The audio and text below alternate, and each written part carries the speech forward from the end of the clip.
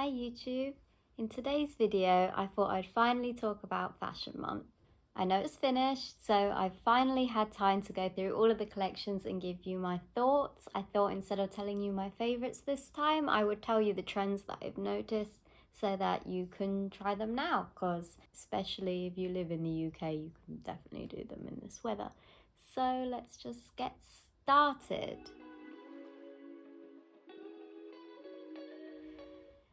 I've been seeing a lot of tailoring around. There's a lot of suits and kind of odes to suits and suit jumpsuits and suits with cutouts and interesting takes on the blazer and the two-piece. There's like blazers that have been cut to here, they're with dresses with side slits down the bottom.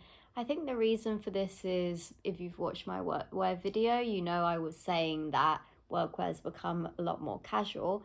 I'm thinking that maybe people are missing the smartness, the dressed upness of kind of typical workwear, because as we know, fashion is always a reaction to what came before it. So I think this trend is a reaction to the looseness and the lack of smartness in workwear. Flipping it around, here's some smartness. And not necessarily for workwear, you can be wearing these suits casually just if you want to look dressed up. I think nowadays there's more of a blurred line. If you're a smart person, you like being dressed up, you will be dressed up whatever, and if you're a casual person, you'll be casual, and a lot of it is occasion dependent. Coming on from that as well, suits had been losing the shirt and tie element, but this runway we're seeing the shirt and tie being showcased. I'm seeing shirts and ties, especially white shirts and black ties, in a lot of different collections, worn in a lot of different ways, which I think is a really interesting trend to come out of this. As I said, it could be really dressed up, but you can also do some really interesting things with it, like pair it with an interesting unexpected bottom, like something sparkly or a denim, or still we're taking apart the suit and tie and trying to do new and interesting things with it. So I think an interesting take on the shirt and tie is, how can I make that cool? How can I make it casual? How can I make it grungy? And how can I make it my own? Which I think a lot of designers have been looking into. The shirt can be the same color as the tie. The shirt can be an interesting fabric. The tie can be an interesting fabric. It's really interesting to kind of embrace some smart, traditional, classic dressing roots and take them into the 2020s. I'm also seeing a lot of suits with shorts, and in general a lot of kind of almost like knicker type underwear-y things. There were a lot of maybe sexy elements that I myself wasn't a fan of. I don't like see-through and sheer done so much. I'm here for the runways to see the clothes, not the lack of. But it was on a lot of collections, and there were a lot of these kind of, you can see the underwear thing being played around with. So that's a trend I saw, unfortunately. Another trend which I have seen, which I do like, however, is kind of Victoriana. Fashion weeks always have nods to the past, and this time I saw a lot of these Victorian elements. I think perhaps that they were inspired still by Wednesday. Last Fashion Week there was a lot of Wednesday inspirations. We were getting a lot of Gothic, and that's continuing into the fall. So spring goths, winter goths is gonna be a Gothic year. The Victorian elements are kind of the lace that you will see. It could be on a cuff, it could be on a big kind of Victorian V-ish kind of top. We call that a yoke in fashion, this kind of whole top shirt area, and Victorians like to have kind of lace stripes of it, so you'll see that a lot. There were some really interesting collections kind of putting it in interesting ways, putting it into the blazer. So the blazer had an almost Victorian type collar, which is like a sailor collar almost. Sailor collars on jackets, which I was enjoying in the summer. I think Kenzo was doing that, and now we're seeing it in the winter as well, which is very cool. In general, Victorian aside, there's still a lot of Gothic elements from Wednesday, so we're getting loads of black, we're getting these big swooping Gothic dresses, with the big deep V and the big sleeve and lots of black. So if you're a goth and if you're a winter that suits black, you've got that to look forward to. Now, speaking of looking to the past, I don't know if I've noted this trend because I was doing a 1950s video and now I can't stop seeing 1950s. But I think I saw a lot of 1950s on the catwalk. And the designers that I did see it from are designers that are very likely to do 1950s because it's in their roots, it's in their heritage, it's in their style, but I did see it a lot. What I saw of the 1950s, if you watched my Defining 1950s video, you will know that these things are quite kind of like calling cards. I was seeing these high-waisted skirts, whether that was the big A-line full circle skirt I was seeing, and I was also seeing that pencil skirt. All skirts kind of nice and high-waisted with a lot of length and volume and sexiness and kind of traditional femininity. Our new modern way of wearing that skirt is thinking, can I wear it in a grungy way? Can I wear it with a t-shirt? What kind of jacket's going with it? What kind of shoes going with it? That's kind of how you take it to a new modern level.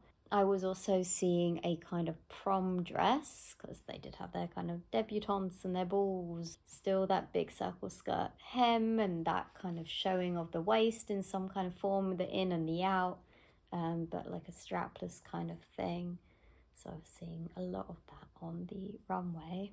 Also could be a kind of 50s thing, but also it's quite noughties as well, is this kind of two-piece. So that would be like a matching undertop and a cardigan set is what I'm saying that I saw a lot of on the runways. And in the 50s they did like that, you know, matchy easy with your pearls. But it also was a thing in the noughties. You'd see a lot of office workers having like a knitted vest and a knitted cardigan, which like a tight cardigan as well, and it would be kind of brought together. I was seeing that quite a lot. People were doing a nod to that workwear style with those kind of worky trousers, or they were a lot of nods to the noughties with those low-waisted skirts with the two-piece. But I was definitely seeing a kind of matching top and cardigan situation. Men's and women, men can do that too, nice and easy, matchy, same colour top, same colour cardigan. And the cardigans I was seeing those kind of more tighter knits in general with the knits as well. I was getting these really lovely high-waisted jumpers which were to go with the high-waisted skirt, which is really nice because you kind of, everything's ending where the ins and the outs are, if you like. So yes, I was seeing that. There's always a colour that you kind of see running through a lot of people's collections. Again, who knows, I could be biased, but I think I saw a lot of red, and in particular quite kind of hot crimson-y red in a lot of collections. So I'm going to post a bunch of pictures of here so you don't think I'm going crazy and seeing my favourite colour, because I wanna. It was there, I saw it, and it's a great colour for the winter as well, because, you know, black, white and red, you can't really go wrong. It's a nice pop to go with a monochrome. I was seeing a lot of that shade for fall, winter 2023 fall. So yes, always try and keep it a nice positive channel about I love this and I love that. But I'm gonna say Vogue was where I usually got my catwalk images from. They would have every collection from every designer, you know, as far back as they can go, and they will keep updating it when Fashion Week happens, and every day you just have a look and, you know, save all the pictures to your folder. But now there is a paywall, so you have to pay for it, and I absolutely get it, because it is such valuable information for anyone in the fashion world, so of course they would want to pay. I'm just disappointed that I can't access it all for free anymore. So now I have to go on a bit of a hunt if I want to look at anything from Fashion Week, which I did. So that's how we've ended up here at this point with me uploading this now. Also on a new camera, which I hope you appreciate. But yes, there were a lot of things that I did like this Fashion Week, and a lot of really exciting things and a lot of trends that really appealed to me personally. So I'm excited again to see how all of this stuff gets translated into the high street. Be fantastic to see red stuff. I like 50s, and I think that's going to be cool to see some modern takes.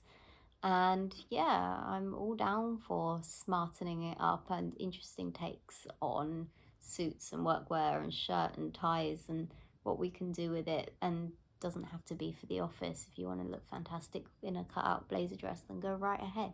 That's really exciting. So that is my take on fall winter 2024's fashion week, and I hope you enjoyed it.